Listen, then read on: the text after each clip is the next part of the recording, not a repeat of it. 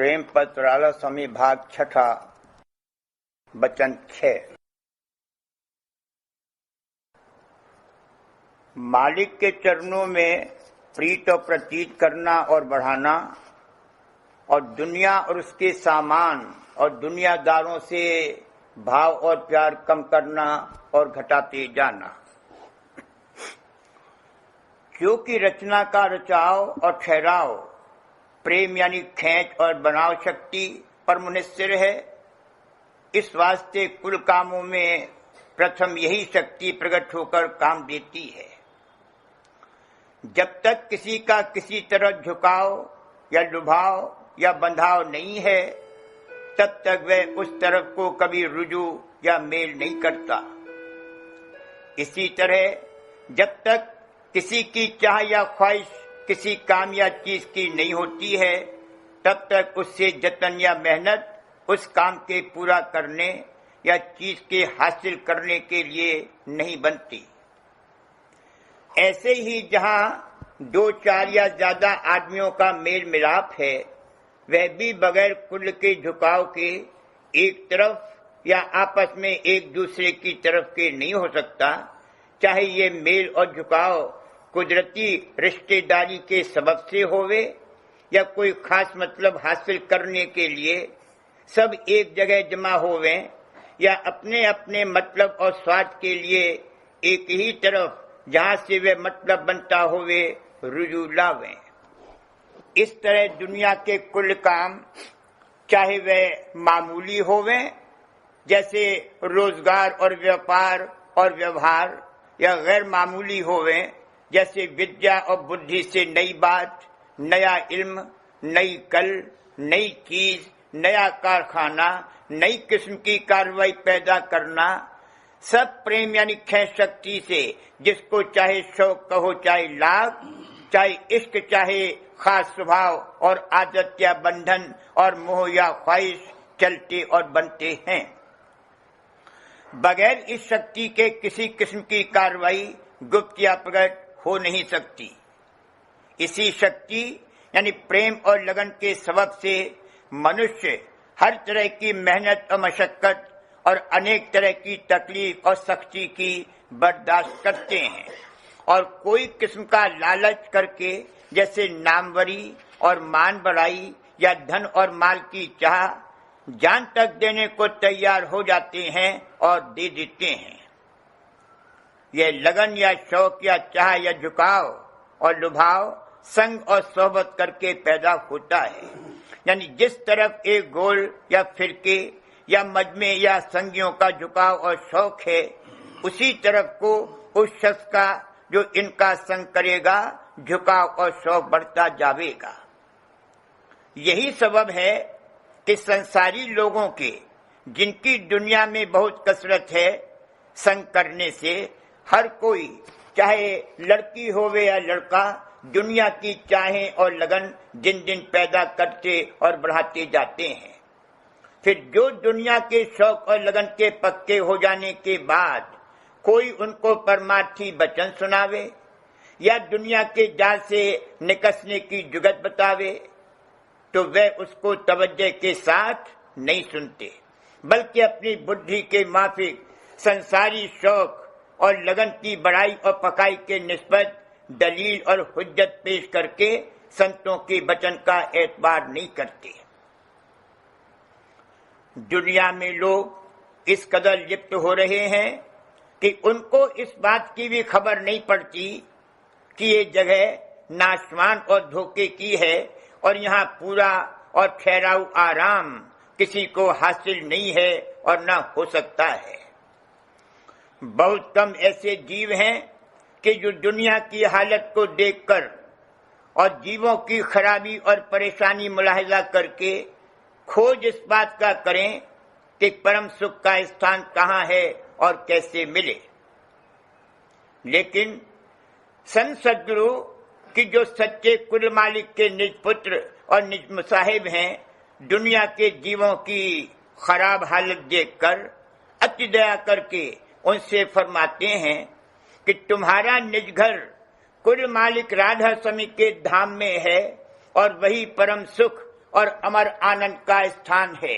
जहाँ किसी किस्म का कष्ट और क्लेश और जन्म मरण का दुख नहीं है। और यह देश माया और ब्रह्म का है, और इन्होंने अनेक तरह की रचना तुम्हारे फंसाने और इसी देश में कैद रखने के लिए करी है कि जिससे तुम्हारा छुटकारा मुश्किल हो गया है। जो इस कैद से और जन्म मरण के चक्कर और दुख सुख से जो देह धरकर भोगना पड़ता है छूटना चाहो तो संत सद्गुरु की शरण में आओ। वे आप निज धाम के वासी हैं और तुमको भी वहां अपनी दया के बल से पहुंचा सकते हैं और ब्रह्म और माया और उनकी रचना के जाल से भी निकाल सकते हैं। और जो इस वचन को न मानोगे तो संसार में ऊंचे नीचे देश और ऊंची नीची जोन में भरमते रहोगे और बारंबार देह धरकर दुख सुख और जन्म मरण का क्लेश सहते रहोगे। यह वचन खास दया का भरा हुआ कुल मालिक राधा स्वामी दयाल ने जब संत सद्गुरु रूप धारण करके संसार में प्रकट हुए अपनी जुबान मुबारक से फरमाया, और संत भी जो उनकी निज अंश हैं यही कहते हैं। जो जीव उनका वचन मानते हैं वे ही बड़भागी हैं और उन्हीं का छुटकारा देह और दुनिया से दिन दिन होता जाएगा। जो जीव दुनिया के हाल को देखकर परमात्मा का खोज थोड़ा बहुत करते हैं उन्हीं का संजोग मौज से खुद संत सद्गुरु या उनकी संगत से लगता है और वे ही चित्त देकर वचन सुनते और मानते हैं। इसी किस्म के जीवों को जिनके मन में मौत और बारंबार देह धरकर दुख सुख भोगने का डर पैदा हुआ है, संत सद्गुरु इस तरह पर समझाते हैं कि जैसे दुनिया के कुल काम शौक और मेहनत के साथ सरंजाम पाते हो, ऐसे ही परमात्मा की कार्रवाई भी यानी अपने निज घर की तरफ चलने की तरकीब तब दुरुस्त बनेगी जबकि सच्चा शौक कुल मालिक राधा स्वामी दयाल और उनके निज धाम के दर्शनों का मन में पैदा होगा और सच्चा ही खौफ जन्म मरण और दुख सुख के चक्कर में पड़े रहने का मन में जागेगा। यह शौक मन और सूरत की तवज्जो को संसार और संसारियों की तरफ से हटाकर संत सद्गुरु और सच्चे मालिक के चरणों में लगावेगा और जिस कदर रस और आनंद सुरक्षित मार्ग का अभ्यास करके अंतर में मिलता जावेगा, उसी कदर बंधन और मोह संसार और उसके सामान का मन से घटता जावेगा। माया के रचे हुए पदार्थ और इंद्रियों के भोगों में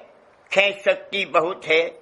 हर एक के मन और इंद्रियों को वे अपनी तरफ मुतवज्जह करके किसी कदर अपने संग लपेट लेते हैं, यहाँ तक कि फिर उनका छूटना या बंधन का ढीला होना बहुत मुश्किल हो जाता है। इस वास्ते जब तक कि मन और सूरत को कुछ विशेष रस और आनंद अंतर में नहीं मिलेगा या उसके प्राप्ति की आशा और चाह दृढ़ न होगी, तब तक संसारी पदार्थों और भोगों की तरफ से चित्त में सच्ची नफरत या उदासीनता नहीं आवेगी। यह बात सिर्फ संतों के या उनके प्रेमी जन के संग से हासिल हो सकती है, क्योंकि इनकी मोहब्बत सर्व अंग करके कुल मालिक राधा स्वामी दयाल के चरणों में लगी हुई है और संसारी सुखों को उन्होंने तुच्छ और नाशवान समझकर छोड़ दिया है या उनमें बर्ताव कम कर दिया है। एक सूरत संसार और भोगों की तरफ से हटने की ये भी है कि इस शख्स को कोई सख्त सदमा या रंज या बीमारी वाक़ई होवे या संसार और भोगों की तरफ से किसी किस्म का दुख पहुंचा होवे तो भी लाख ढीली हो जाती है, लेकिन इसका कुछ एतबार नहीं है, क्योंकि जब किसी किस्म का भारी सुख या माया के पदार्थ विशेष करके प्राप्त होवे तब रंज और दुख को भूलकर मन और इंद्रियां फौरन संसार और भोगों में बदस्तूर लिपट जाती हैं। इस वास्ते ये हुक्म संतों का कतई समझना चाहिए कि बगैर उनके सत्संग और सरस्वत मार्ग के अंतर अभ्यास के, जिससे मन और सूरत ऊंचे देश की तरफ चढ़ेंगे, और कोई तरकीब संसार और उसके भोगों की तरफ से सच्चा बैराग हासिल होने की नहीं है। संत सद्गुरु और प्रेमी जन के सत्संग से दिन दिन प्रीत और प्रतीत कुल मालिक राधा स्वामी दयाल और संत सद्गुरु के चरणों में बढ़ती जावेगी, और उसी कदर और तरफ की प्रीत और बंधन ढीले होते और घटते जावेंगे। सच्ची प्रीत का कायदा है कि प्रेमी को एक दिन उसके प्रीतम से मिलाकर छोड़ेगी। सो जबकि झुकाव और खिंचाव चरणों में जबर होता चला, तो सूरत और मन भी नीचे देश यानी पिंड को छोड़कर ब्रह्मांड में चढ़ेंगे, और फिर वहां से सूरत मन से न्यारी होकर अपने निज देश में कुल मालिक राधा स्वामी दयाल के चरणों में पहुंचकर बासा पावेगी। इसी का नाम सच्चा उद्धार और सच्ची मुक्ति है। यह काम जल्दी का नहीं है। आहिस्ते आहिस्ते बाहर सत्संग और अंतर अभ्यास करके मन और सूरत की हालत बदलती जावेगी, यानी चरणों में अनुराग और संसार से बैराग पैदा होता और बढ़ता जावेगा, और एक दिन सूरत कुल रचना से न्यारी होकर राधा स्वामी धाम में विश्राम पावेगी।